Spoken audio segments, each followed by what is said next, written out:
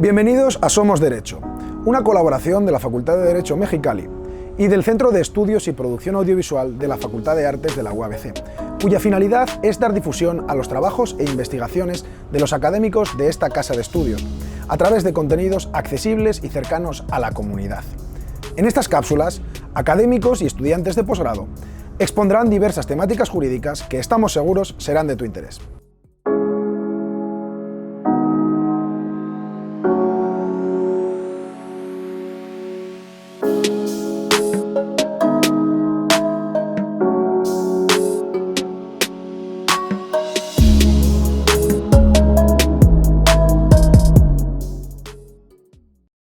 Nuestro programa de doctorado en Ciencias Jurídicas de la Universidad Autónoma de Baja California tiene dos líneas de generación y aplicación del conocimiento: Derecho Social y Derecho Constitucional.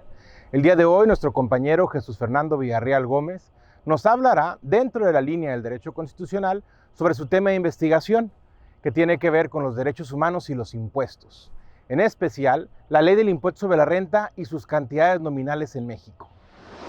Todo esto empezó porque el negocio familiar, manejamos unos productos como cremas, por ejemplo, y sencillamente veíamos que cada año incrementaban el costo de los productos que vendíamos por la inflación, y cada vez estábamos más cerca de rebasar ese límite que nos pone la ley de los 2 millones de pesos para el régimen del RIF, que tantos contribuyentes están en ese régimen.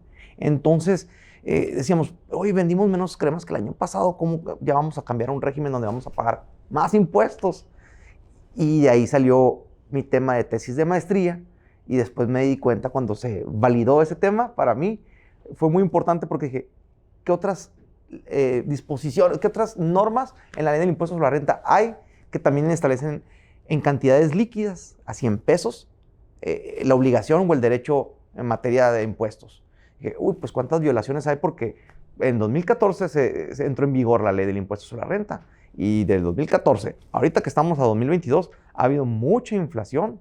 Entonces el valor real de esas cantidades que están en la ley ya no se parece en nada a cuando en el 2014 entraron en vigor.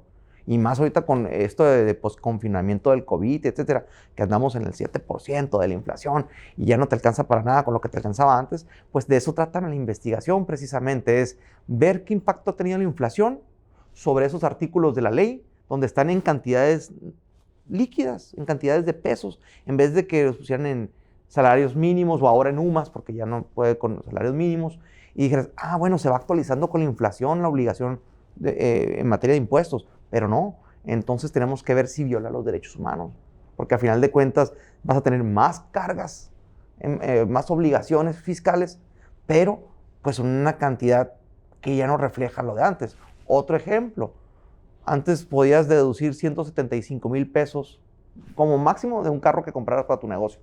Ahora, ¿qué te alcanza con los costos de los carros? No alcanza. Entonces la investigación de ese tipo de cantidades líquidas en la ley, que ahorita están muy desactualizadas, y quién sabe, en otros países a lo mejor ni siquiera tienen lo que nosotros tenemos en México, que es la ley de la UMA.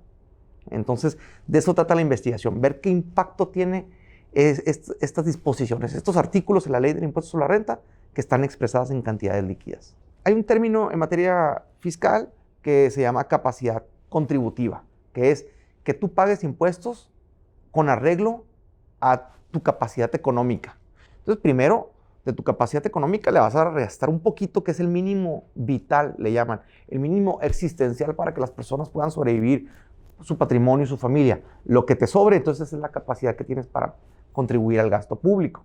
Entonces, si tienes estas cantidades líquidas, obviamente no van a estar reconociendo lo que necesitas para sobrevivir, porque ahí están petrificadas en la ley, están sólidas, no se actualizan a la realidad económica.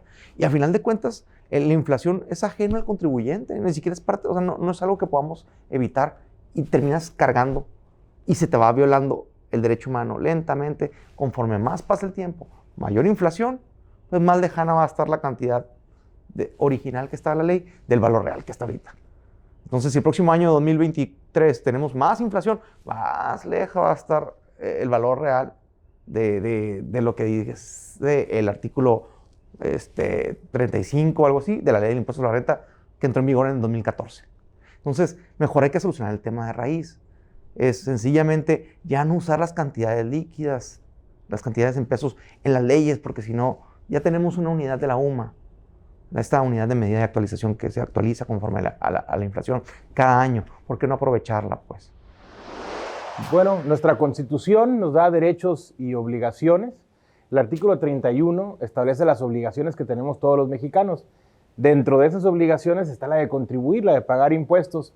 Como bien nos ha comentado nuestro compañero Jesús Fernando, estas contribuciones, estos pagos tienen que hacerse de manera equitativa, de manera proporcional, conforme lo digan las leyes y siempre que el destino sea el gasto público. Este tipo de investigaciones que se hacen pues son muy importantes porque nos ayudan a establecer el alcance de estos principios de la proporcionalidad y de la equidad. ¿Qué tanto de lo que ganamos debemos de pagar como impuestos? Sí, así es, doctor. Y la verdad es que si un impuesto no es proporcional, va a ser confiscatorio. Así es.